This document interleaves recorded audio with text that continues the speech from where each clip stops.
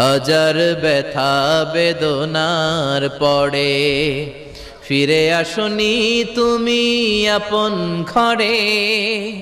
দিনের আলো তুমি ছড়িয়ে দিতে চলে গেলে মদিনায় মক্কা ছেড়ে।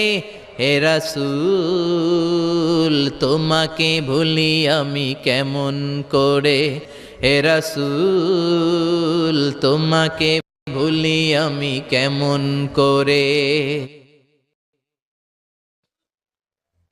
হে রাসূল তোমাকে ভুলি আমি কেমন করে।